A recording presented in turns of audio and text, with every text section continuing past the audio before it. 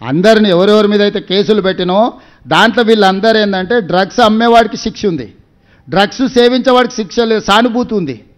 అందుకే bailable sections drunk and డ్రైవ్లో జైలుకు తోలుతుంది, కానీ గంజాయి కొకేన్ హెరాయిన్ తీసుకుంటే స్టేషన్ బెయిలబుల్ సెక్షన్స్ ఉన్నాయి.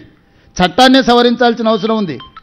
నేను చీఫ్ జస్టిస్ ఆఫ్ ఇండియా కలిసినప్పుడు నేను వారికి విజ్ఞప్తి చేసిన, చట్టంలో లొసుగు ఏంటంటే కొకేన్ హెరాయిన్ ఇట్లాంటి అత్యంత ప్రమాదకరమైన మాదక ద్రవ్యాలను సేవించిన వాళ్ళను సానుభూతితో చూడాలి, వాళ్ళు బాధితులని ఉంది చట్టంలో.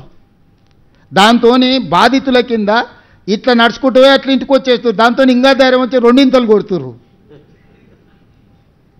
అసలు విచిత్రంగా ఉన్నది చట్టం. అక్కడక్కడ రోడ్ల మీద డ్రంక్ అండ్ డ్రైవ్ ఉంటే వారం వారం రోజులు జైలుకు తోలుతురు తాగి నడిపినందుకు. ఇంత ప్రమాదకరమైన దీంట్లో స్టేషన్ బెయిలబుల్ ఉన్నాయి సెక్షన్స్. దీన్ని సవరించాల్సిన అవసరం ఉంది. రేపు వచ్చే శాసనసభ సమావేశాలలో పూర్తి స్థాయిలో చర్చ చేసి అన్ని వివరాలు కూడా మీకు చెప్తాం. సార్ సీఎం గారు నిన్న బండి సంజయ్ మాట్లాడుతూ, సార్ ఇక్కడ మీ ముందు బండి సంజయ్ మాట్లాడుతూ మీ పైన కామెంట్ చేశారు, మీరు క్యాబ్ పెట్టుకున్నందుకు అవసరమైతే అట్లాంటి సిచ్యువేషన్ వస్తే తల నరుక్కుంటా, కానీ నేను అట్లాంటి పరిస్థితిలో ఓటు అడిగేటువంటి సిచ్యువేషన్ ఉన్నాను. ఇది మొదటి క్వశ్చన్. రెండో క్వశ్చన్, మాజీ మంత్రి ముఖేష్ గౌడ్ విగ్రహం పెడతానన్నారు, దాని మీద ఒకటి క్లారిటీ. ఇప్పుడు నేను అనేది ఏంటంటే నరేంద్ర మోడీ గారే టోపీ పెట్టుకున్నారు, ఆ ఫోటోలు నేను పంపిస్తా. మొదట నరేంద్ర మోడీ గారి విధానం ఏందో చెప్పమనుంది.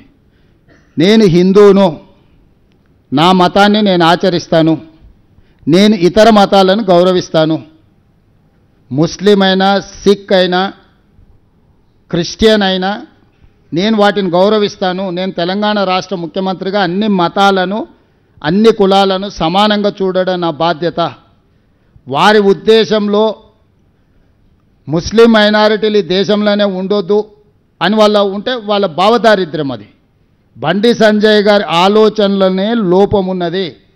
వాళ్ళ భారతీయ జనతా పార్టీ నాయకులు ఎంతమంది టోపీలు పెట్టుకున్నారో నేను అన్ని బండి సంజయ్ గారికి పంపిస్తా.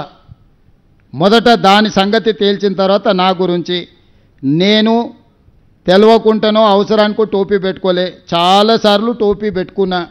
మైనారిటీల దగ్గరికి వెళ్ళినప్పుడు వాళ్ళ మత సాంప్రదాయం ప్రకారం మనకి ఇచ్చినప్పుడు పెట్టుకుంటాం. మనం గుళ్ళో పూజకి వెళ్తాం. నేను మన శంకర మఠానికి వెళ్ళినా, అక్కడ సాంప్రదాయం ఏంది, నువ్వు పైన ఏం వేసుకోకూడదు, లుంగి కట్టుకోవాలి అన్నారు. మొత్తం షర్టు అన్నీ తీసేసి లుంగి కట్టుకొని ఆ సాంప్రదాయాన్ని గౌరవించిన.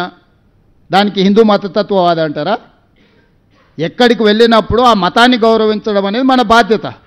నేను అక్కడికి వెళ్ళినప్పుడు వాళ్ళు నాకు ఇది ఇచ్చిండ్రు, నేను ఆ మతాన్ని గౌరవించే ఉద్దేశంతో నా టోపీ పెట్టుకున్నా. అంతకంటే ముందు చర్చ్ ఫాదర్స్ వచ్చారు ఇక్కడికే, వాళ్ళు ప్రార్థన చేసిండ్రు.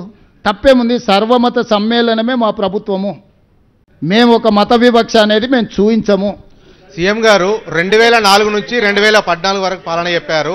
నేను ఎవరో పేరు చెప్పా, రాజిరెడ్డి సార్. 2004 నుంచి 2014 వరకు చెప్పారు. 2014 నుంచి 2023 వరకు మీ 10 సంవత్సరాలు, వాళ్ళ 10 సంవత్సరాలు, ఇప్పుడు 2 సంవత్సరాల ప్రజాపాలన గురించి కూడా చెప్పారు. జూబ్లీ హిల్స్ బై ఎలక్షన్స్ను రిఫరెండంగా భావిస్తారా మీరు? ఇప్పుడు రాజిరెడ్డి ఈ అన్ని కాలం చెల్లిపోయిన మాటలు, అర్థం పర్థం లేని మాటలు. ప్రతి ఎన్నిక మా ప్రభుత్వం యొక్క పనితనానికి పరీక్షనే.